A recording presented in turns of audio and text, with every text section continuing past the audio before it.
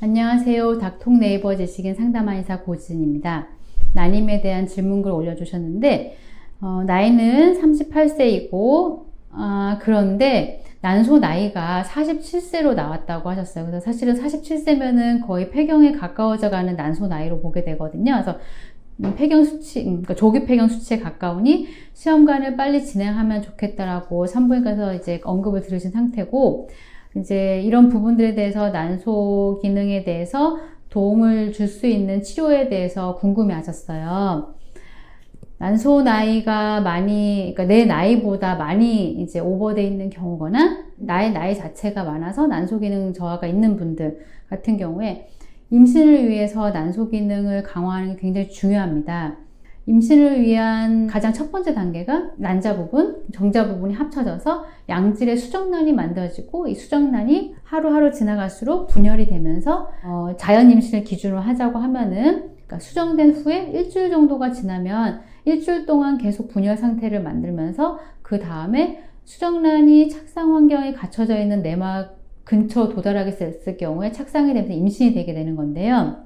난소 기능이 저하된 분들은 수정이 잘 안 되거나 혹은 수정이 되었다고 하더라도 이 기간을 버티지 못하고 하루 있다가 그냥 분열을 멈춰버리거나 혹은 2, 3일 있다가 멈춰버리거나 이렇게 해서 착상 환경이 조성되어 있는 내막까지 수정란이 살아남아 있지 못하는 경우들이 있습니다.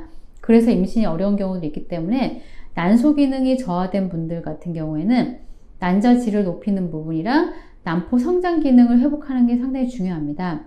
한약적으로는 하초의 양기를 북돋아 주면서 난소와 난소 주변 혈류에 대해서 개선을 해주고, 그 동안에 기능을 제대로 하지 않았던 난소에 노폐물이 쌓여 있다고 하면은 이 부분에 대해서 노폐물 해독을 하는 부분까지 같이 들어가는 것이 중요합니다.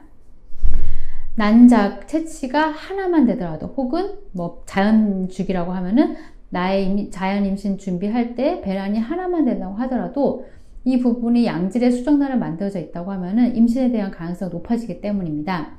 이렇게 한의학적 치료를 통해서 난소 기능 강화를 도움을 드리게 되는 종류는 침치료, 약침치료, 난소보건치료, 그리고 한약 복용 등으로 도움이 될 수가 있는데, 난소 기능 저하 환자분들이 가장 실수할 수 있는 부분이 난소에 대해서만 신경을 쓰다 보니까 임신에 대해서 마지막 관문인 착상에 대해서 소홀할 수가 있어요. 근데 이 착상에 대해서는 난소 기능 저하 환자분들은 정상 여성에 비해서 훨씬 더 많이 공을 들여놔야 수정란이 다가왔을 때 그 수정란 개수가 적더라도 착상 결합력이 높아진 상태라고 하면 이 부분에 임신 성공할 수가 있습니다. 그래서 자궁 내막도 탄탄하게 쌓여져 있는 양질의 자궁 내막을 잘 만들어서 그 부분은 혈류 공급이 잘 되게끔, 그리고 자궁 내막 표면에 양질의 또 착상 유도 물질이 잘 분비되면서 착상 결합력이 높을 수 있게끔 한방적인 치료가 도움이 가능하며, 그 부분은 침치료와 약침치료, 그리고 자궁신부 치료, 한약 복용 등을 병행해 볼 수 있습니다.